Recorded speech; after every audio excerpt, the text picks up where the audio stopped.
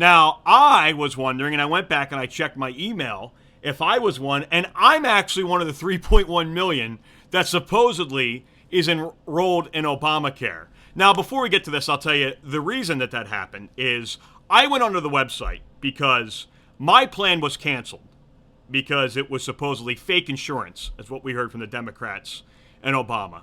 So in the beginning of January, I went onto the website after I finally cracked the code. Tried a lot of times before, couldn't get through. You can see a lot of trial and error to be able to get through. But I finally cracked the code and I got into the website. And my sole purpose for logging onto the website was to be able to look at what the supposed real plan, that's real insurance, was, so I could make fun of that compared to my old plan that was canceled. That was my only goal here. And now all of a sudden, I'm one of these 3.1 million people that supposedly is enrolled in Obamacare.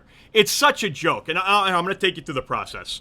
I went through that. I wanted to be able to find out what the plan was. You have to put your information in first. You have to be able to put and actually choose a plan before you can actually get the fine print to be able to see what you can get, what you do qualify for, what the copays are, how it works, what the real deductible is. You have to do all of that before you can even find out exactly what it is. So they're thinking that if you choose a plan, it's like you're enrolled. Basically, they could never list anything on eBay because anybody that clicked on the picture, they'd have to have 78 items because anybody that clicked on the picture to them is a customer that's buying. So I went through back in January trying to get the pricing. And first there was a hiccup I had. It stopped me before I could even choose my plan to see the price because they were questioning my identity. I should have just, I guess, put that I was a illegal alien. It probably would have taken me right through. And then they had this odd request for me to verify my identity, which I thought was a little racist, to be honest with you. They asked me for my birth certificate to verify.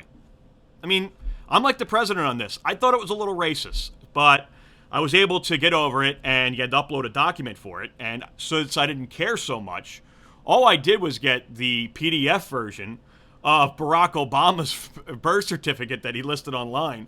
And I uploaded that, and that was enough to be able to take me to the plans and actually be able to pick a plan because it's a very sensitive issue for me, the birth certificate. It's a very sensitive document.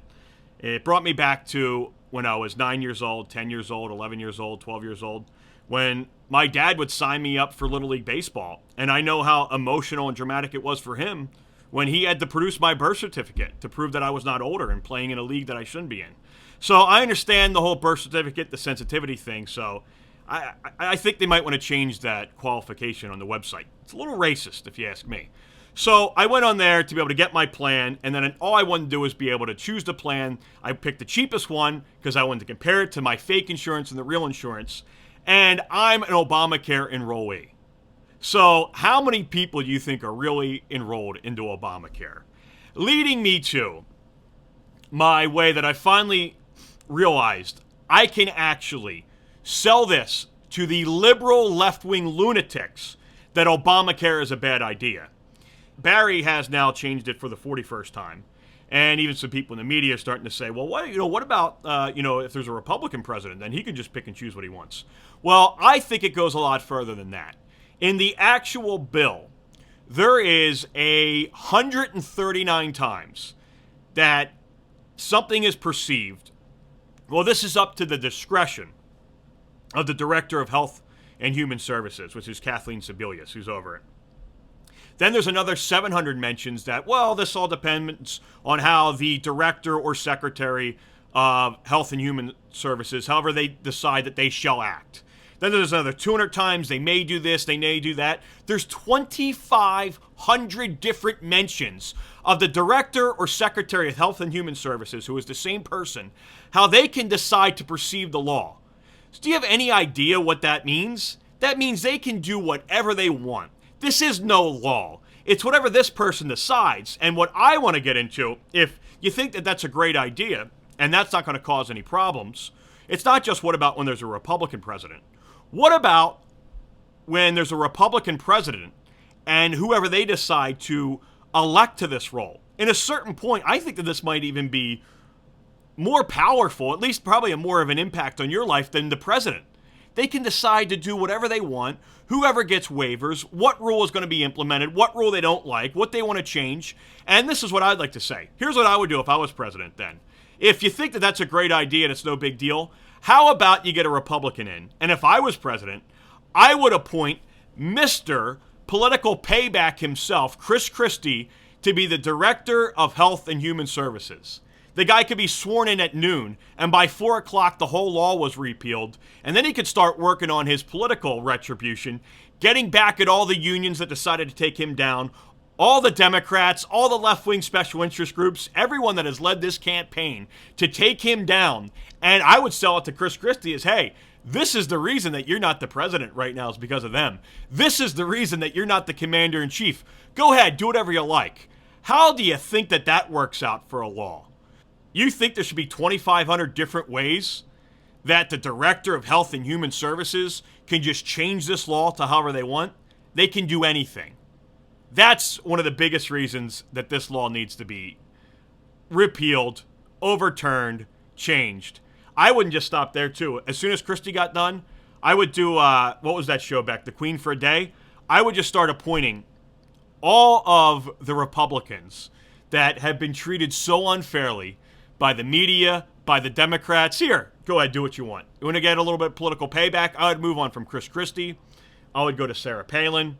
Whether you like her or not, the most unfair treatment of a politician I've ever seen in my life. Then I would bring in George W. Bush. Every single Republican that has been treated unfair by the left-wing liars in the media and the Democrats, I would keep appointing. Here, do what you want. Since this is such a great law with Obamacare, you are now the new Director of Health and Human Services. I mean, maybe we could learn a little bit from the IRS, do something like any organization that has the name progressive in it does not qualify for the pre-existing condition part of the law. Any organization that fights for inequality no longer qualifies for the lifetime cap raise. I mean, I think we could have some really fun with this. I think it'd be a good idea. Since it's such a great law, I think that that's what we would do. I would actually have the Director of Health of Human Services. I would take a tip from Barry, not taking anything serious like ambassadors. Hey, go raise me some money. Do you know what language they speak? Who cares?